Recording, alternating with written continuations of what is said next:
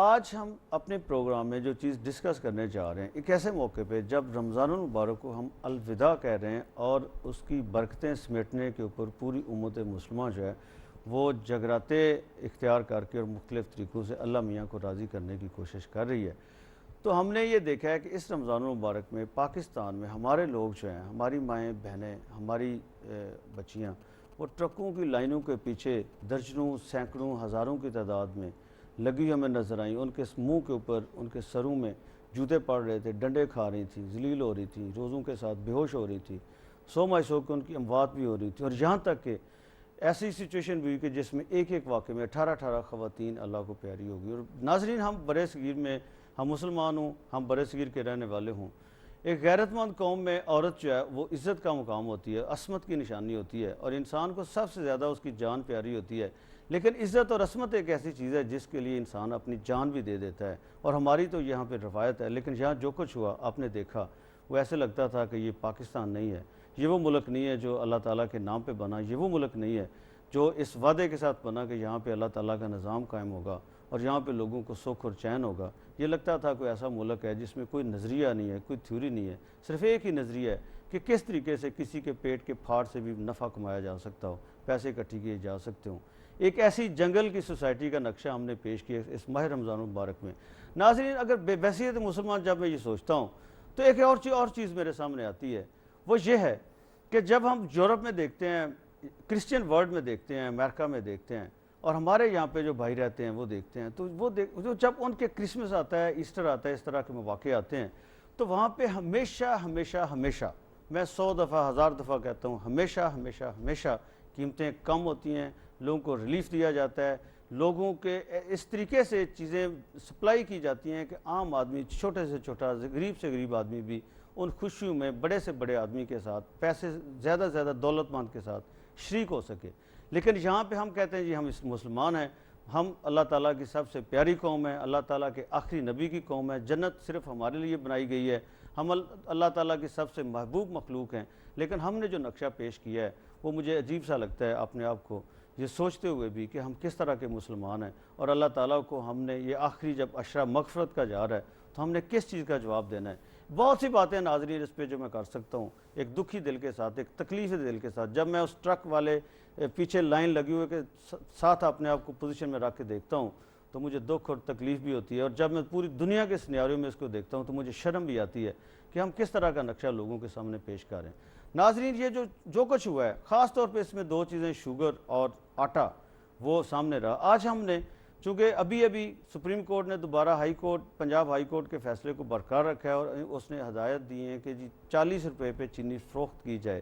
اور federal government prime minister کی سربراہی میں تمام وزرائے اعلیٰ اور منسٹرز وہاں پہ اکٹھے ہوئے، پروونشل اور فیڈرل انڈسٹریز کے اور فوڈ کے اور سارے، اور انہوں نے کہا جی ہم اس فیصلے پہ عمل درآمد نہیں کر سکتے۔ یہ بھی پاکستان میں پہلی دفعہ ہو رہا ہے کہ ایک ایگزیکٹ جو ہماری اسٹیٹ کے دو آرگنز ہیں وہ ایک دوسرے کے سامنے کھڑے ہوتے ہوئے نظر آ رہے ہیں، اور ہم ایسے لگتا ہے کہ کسی کانسٹیٹیوشنل ڈیڈ لاک کی طرف بڑھ رہے ہیں۔ ناظرین، اس ساری سچویشن میں ہم کہتے ہیں جی وہ ذمہ دار ہے، وہ ذمہ دار ہے، لیکن آج چونکہ 27 رمضان المبارک اور جمعۃ الوداع ہے، ہم نے سوچا کہ ہم ایک ہی پارٹی کو سامنے بٹھاتے ہیں اور ان سے سنتے ہیں کہ وہ کیا کہتے ہیں اس ساری سچویشن کے اوپر۔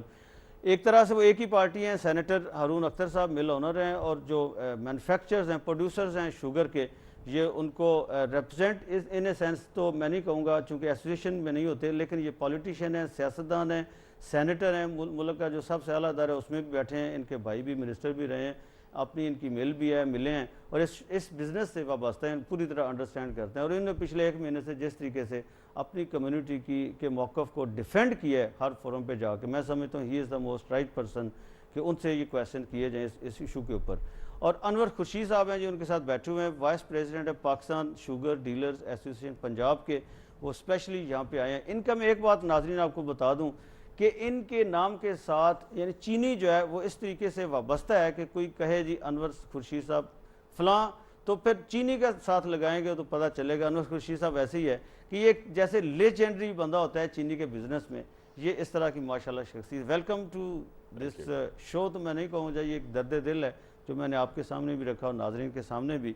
تو ناظرین، میں آپ کو اور اپنے پینلسٹ کو ایک چھوٹا سا پہلے ہم پیکیج دکھانا چاہیں گے کہ آپ کیا کہتے ہیں اس سارے موضوع کے اوپر۔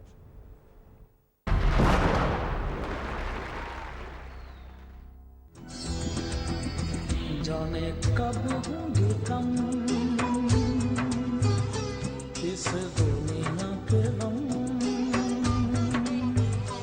जाने कब होंगे कम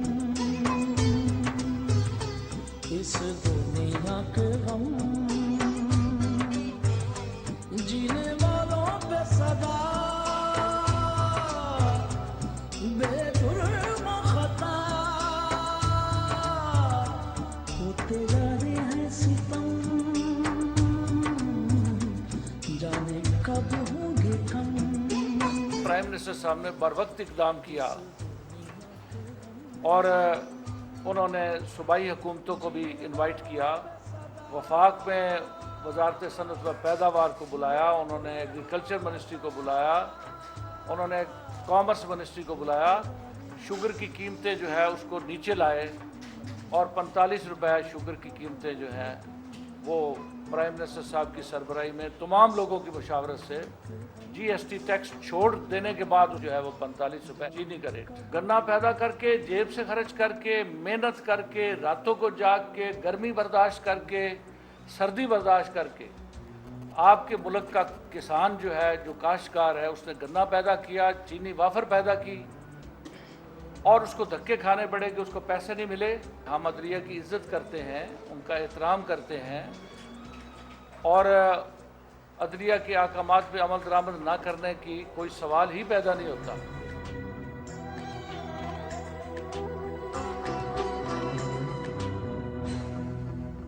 चीनी तो है ही नहीं, अंदर है लेकिन हमें नहीं दे रहे, कहते जी नहीं है। 6 जरदारी साहब के पास मिले हैं, 6 उनके हैं, नवाज शरीफ लोगों की हैं, तो बस गरीब हम लोग ही हैं, पिससे जा रहे हैं। ट्रक उधर चीनी का आया हुआ है लेकिन लाइनें इतनी लगी हुई हैं, इतनी बहुत लंबी लाइनें हैं। उधर लाइन में खड़े होते, रोजे के साथ लाइन में खड़ा नहीं हुआ जाता। और इधर आए हैं, इधर वो मंगतों की तरह एक पैकेट उन्होंने दिया। चीनी का मसला हो या कोई और मसला हो, हम वही चाहेंगे और वही करेंगे और वही कर रहे हैं जो पब्लिक के बेहतरीन मफाद में है।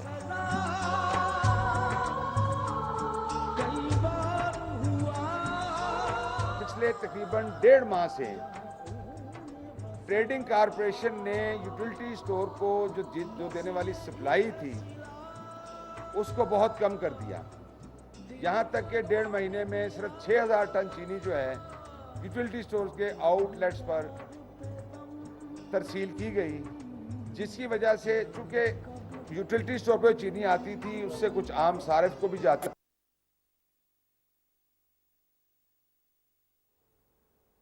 जी हारून अख्तर साहब, मैंने भी अपना दिल खोल के रख दिया और लोगों को भी आपने देखा, आप भी इसी सोसाइटी का हिस्सा हैं, अनवर खुर्शीद साहब भी, हम सब लोग, हमारे सामने जो कुछ हो रहा है।